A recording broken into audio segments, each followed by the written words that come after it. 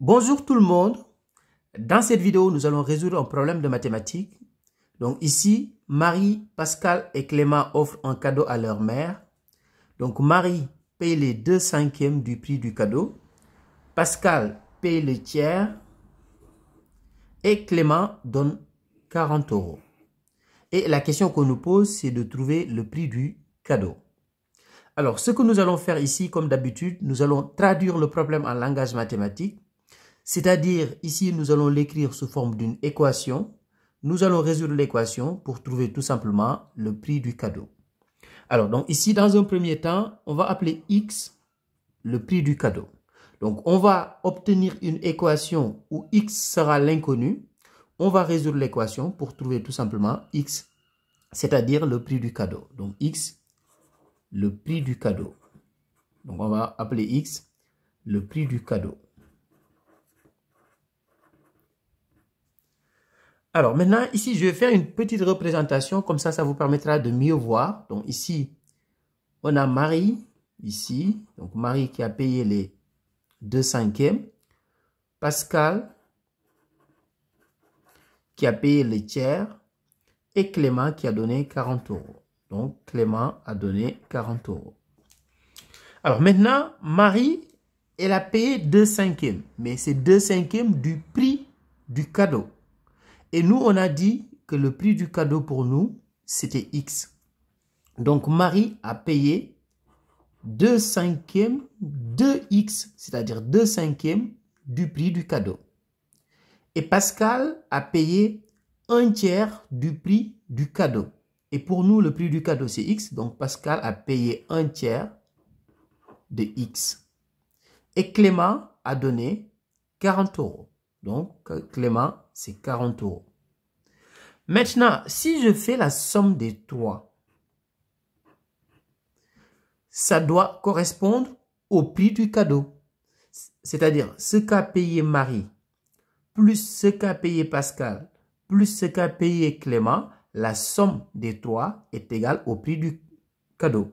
Donc ici, le prix du cadeau, on l'a appelé X. Donc la somme est égale à X. Donc je peux écrire égal X ici ou égal X là, ça revient au même. Donc je vais écrire égal X ici. Maintenant, voilà l'équation que nous allons résoudre.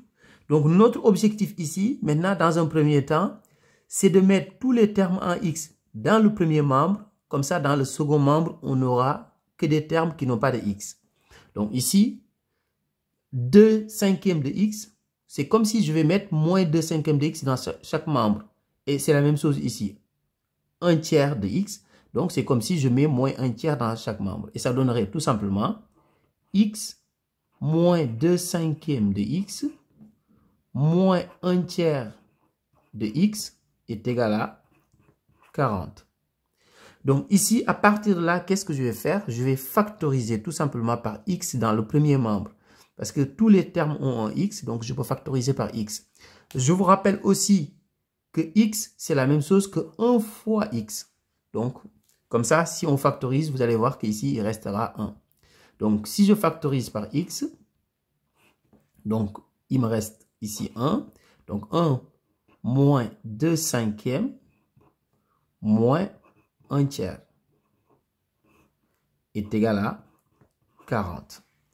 Donc maintenant, ici, notre objectif, c'est de calculer ce qui est dans la parenthèse d'abord dans un premier temps. Donc ici, pour additionner ou soustraire des fractions, je vous rappelle qu'il faut toujours obtenir le même dénominateur. Donc ici, on a 5 comme dénominateur et là, on a 3 comme dénominateur. Donc, on peut avoir comme dénominateur commun 15, c'est-à-dire 3 fois 5. Donc ici, le 1, c'est comme si je faisais fois 15 et je divise par 15 parce que ça me permettra d'avoir ici 15 comme dénominateur. Donc le 5, je fais fois 3 ici, fois 3 ici. Donc je multiplie le numérateur et le dénominateur par 3. Parce qu'en mathématiques, on peut multiplier ou diviser par le même nombre non nul le numérateur et le dénominateur d'une fraction. Ça ne change pas la fraction. Donc ici, c'est la même chose. Donc je fais ici fois 5 et ici fois 5. Donc ce qui me permettra tout simplement de dire x facteur de, donc là, maintenant je vais calculer ce qui est dans la parenthèse. Donc ici, j'aurai 15 quinzième. Donc moins Donc là, je fais 2 fois 3. Donc 2 fois 3, c'est 6. Donc j'aurai 6 quinzièmes. Donc moins, donc ici 1 fois 5, c'est 5. Donc j'aurai moins 5 quinzièmes. Donc égal 40. Alors maintenant, vu que j'ai le même dénominateur maintenant, je peux garder le même dénominateur. Donc je vais avoir ici x facteur 2. Donc là, j'aurai le même dénominateur. Donc le dénominateur ici, donc je pousse un petit peu le cahier. Donc ici, le dénominateur, c'est 15. Et maintenant, au numérateur, j'aurai 15 moins 6. Donc 15 moins 6, c'est égal à 9. 9 moins 5, c'est égal à 4. Donc ici, entre parenthèses, donc j'ai 4 quinzièmes. Donc le tout est égal à 40. Maintenant, à partir de là, je peux calculer x maintenant. Donc je vais continuer ici sur le côté. Donc x est égal à... Donc normalement, je dois faire 40 divisé par 4 quinzièmes. Mais divisé par une fraction, cela revient à multiplier par son inverse. Donc là, j'aurai 40. Au lieu de diviser par 4 quinzièmes, je vais multiplier par 15 quarts, c'est-à-dire l'inverse. Donc 15 quarts. Donc si je fais les calculs, donc ici, si on calcule, normalement, si on fait 40 divisé par 4, ça fait 10. Donc 10 fois 15, ça fait 150. Donc x égale 150. Donc là, on vient de trouver que le prix du cadeau est égal à 150 €. Mais ça, c'était la première méthode. Maintenant, on va passer à la deuxième méthode. Donc, deuxième méthode maintenant. À la deuxième méthode, on va raisonner en termes de proportion. Donc, ici, ce qu'on va faire, on va dire tout simplement que ce qu'a payé Marie, ça représente les 2 cinquièmes. Donc, ce qu'a payé Marie représente 2 cinquièmes. Ce que Pascal a payé, ça représente le tiers. Donc, plus 1 tiers. Donc ici, mon objectif dans la deuxième méthode, c'est d'exprimer en termes de proportion le montant que Clément a payé. Donc ici, en termes de proportion, Marie a payé les 2 cinquièmes et Pascal 1 tiers, donc plus la proportion que Clément a payé, ça doit faire 100%, c'est-à-dire 1. Et comme on a fait dans la première méthode, ici, on va réduire au même dénominateur, tout simplement. Donc, on va faire ici fois 3, fois 3. Donc, ici, fois 5, fois 5. Donc, ça donnerait 2 fois 3, 6. Donc, 6 quinzièmes. Plus. Donc, 1 fois 5, 5. Donc, j'aurai ici 5 quinzièmes.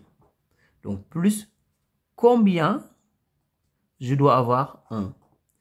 Comme mes deux fractions sont déjà exprimées avec un dénominateur de 15, donc ici, pour la proportion que Clément va payer, donc je vais l'exprimer aussi avec un dénominateur de 15. Maintenant, combien je dois mettre au numérateur pour que la somme des trois fasse 1? Donc ici, si je fais 6 plus 5, je trouve 11. Donc ici, je dois trouver un nombre pour que l'égalité fasse 1. Donc ici, ce qui manque, ça veut dire tout simplement, ce qui manque, c'est 4. Puisque si je fais 6 plus 5, ça fait 11. 11 plus 4, ça fait 15. Donc j'aurai 15 sur 15 qui est égal à 1 ici. Donc, ça veut dire quoi? Ça veut dire tout simplement que ce que Clément a payé, ça représente tout simplement une proportion par rapport au prix, une proportion de 4 quinzièmes. C'est-à-dire les 40 € qu'il a payé représentent 4 quinzièmes du prix. Donc les 40 € que Clément a payé représentent 4 quinzièmes du prix. Donc ça veut dire tout simplement que le prix total, donc c'est 40 fois 15 quarts. Et ce calcul, on l'a déjà fait dans la première méthode, c'est tout simplement égal à 150. Donc voilà une deuxième méthode qui est plus rapide. Maintenant, passons aux vérifications. Donc on va vérifier d'abord. Donc ici, vérification. On va faire la vérification. Alors, Marie, elle a payé les 2 cinquièmes. Mais 2 cinquièmes de combien? Maintenant, on connaît le prix. 2 cinquièmes de 150 €. Donc, on va faire 150 € fois 2/5. Alors, 150 € fois 2/5, donc c'est 150 fois 2, le tout divisé par 5, et c'est égal à 60. Donc, ça veut dire que Marie a payé 60 €. Maintenant, pour Pascal. Donc, Pascal a payé le tiers. Ça veut dire tout simplement 150 € divisé par 3. 150 € divisé par 3, c'est égal à 50 €. Et là, maintenant, si on fait la somme des 3, donc ici, si on fait ce que Marie a payé, donc je pousse juste un petit peu le cahier, voilà. Donc, ce que Marie a payé, plus ce que Pascal a payé, plus ce que Clément a payé, on va voir si ça fait 150 €. Donc ici, Marie a payé 60, donc plus Pascal a payé 50, plus Clément a payé 40. Et si on fait la somme des 3, effectivement, on trouve 150 €.